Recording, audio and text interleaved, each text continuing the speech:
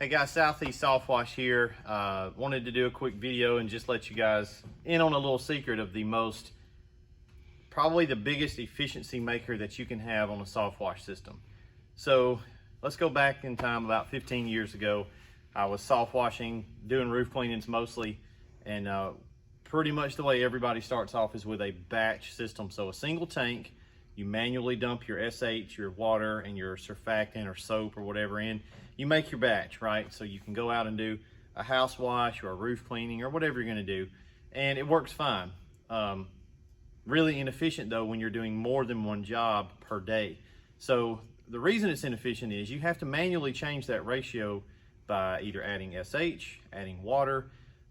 Easy to add water out in the field, not easy to add SH. Now it's easy to add the water, but there's a little bit of math involved. So used to, when I was doing it batch style, if I had a roof and a house wash in the same day, the plan was to try to make, say, 70 gallons of a roof cleaning mix, which might be 5% or something like that.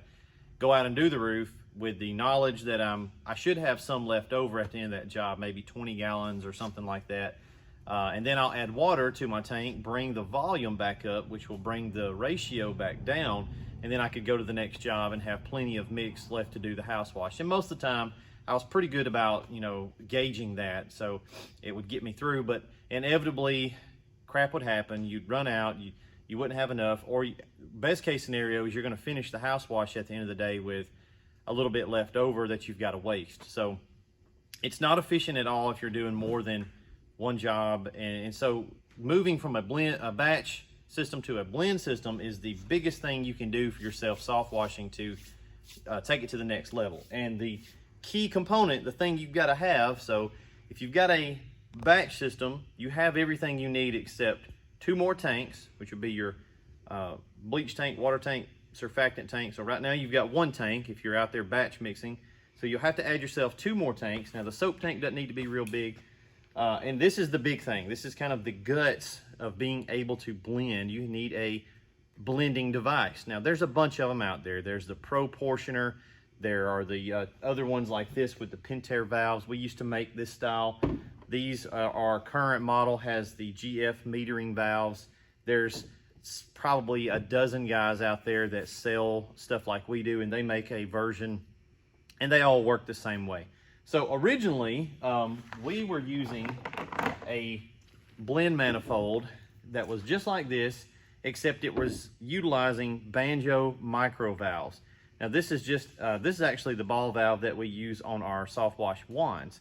It's just a standard ball valve, right? And it's just got it's schedule 80, and it's got a nice little smooth operational lever, and it worked okay. They're not as accurate as metering valves. So these are what's known as flow control valves, and these are metering valves. There's a difference. I used to didn't think there was a difference. I said, hey, why can't you just use this? Okay, so this is just a standard ball valve that you would get over in the hardware store for plumbing up your house. What this is designed to do is it's either off or on. Okay, and in my mind, I said, well, why can't you just, ratio it out like this by opening it to different increments? And you sort of can, but it really doesn't work, because if you look at a flow chart, if you put the way that this valve opens on a graph, the chart would look like this. It doesn't open like at a gradient, basically. It's not a little bit, a little bit, a little bit, a little bit. It's a little bit, and then you are pretty much wide open. At a certain point in here, it's not gonna be, it's not a metering valve. So it's in the way the thing is designed. There's a portion of this, or a threshold, where it's flowing wide open no matter what you do past that. So they work sorta, but not good at all. And I don't recommend trying to build a blend manifold or a metering system with regular ball valves. It's just not accurate. Now we don't need to be like super accurate down to the 0.00 something, but we do want to be accurate, and those are not going to allow you to be accurate.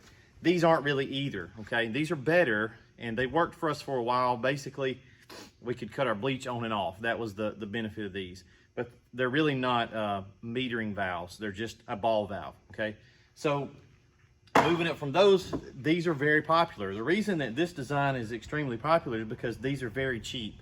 These Pinter valves, they're about $30. We sold a heap of these things. We used them on our systems for a while and had really good success. And then all of a sudden, we started getting batches of these in. We'd get boxes like this size full of Pinter valves, and maybe a third or a quarter of them would have little hairline cracks. Now, this manifold came off of our first aluminum trailer. So way back in the channel, we sold an aluminum trailer to a buddy down in Florida. He's become a friend. Mitch, if you see this, there's your old manifold. He operated it for a few weeks and he called us and was like, hey, this manifold's giving me trouble.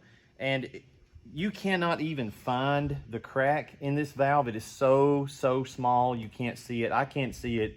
I know it won't pick up in camera. It's somewhere on the bleach one here, which would have been the left one.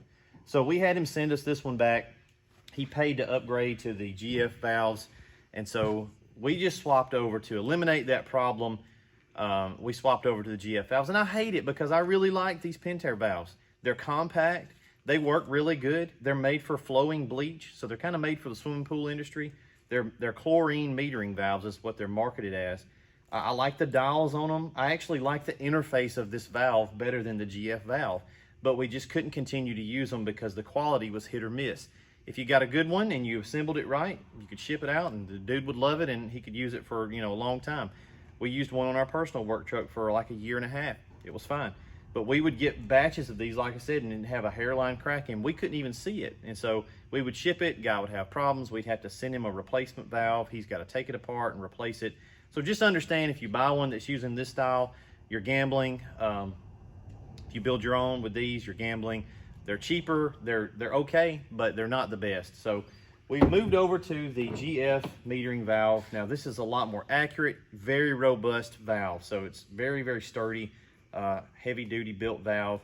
It's more accurate because it turns at a tighter gradient, and the inside of this valve is just cut the way the inside of a metering valve looks. You can look up Google images. So this is a really nice setup. Now you have to stagger them so that the knobs don't hit, but it works beautifully. So this would be SH, this would be water. You could flip them, it doesn't matter. The middle one would be your surfactant. And what this allows you to do is have a tank for that one, a tank for this one, and a tank for this one. And then you can achieve your ratios by just dialing in your valves. So if you're out there batch mixing and this is the year that you're gonna migrate and try to do bigger things, this is something to get, okay? This absolutely changed the game for us back a couple of years ago when we went full-time. So made plenty of money part-time, made plenty of money batch mixing. It's the best thing I ever did, was move away from batch mixing into blending. It's a much easier system, much easier throughout the day, easier to rinse your pump out. It's just easier all the way around. So I'm gonna put a link down in the description for our metering setup here. We call it a blend manifold. You can go there, check it out. We ship these every week. We probably ship half a dozen or so every week, and then we put them on all of our systems as well. So if you guys want one, we'll be glad to build you one and get it out to you. But yeah, this is by far the best thing you can put on a Softwash system to change the game and make you a lot more efficient. Thanks for watching, y'all.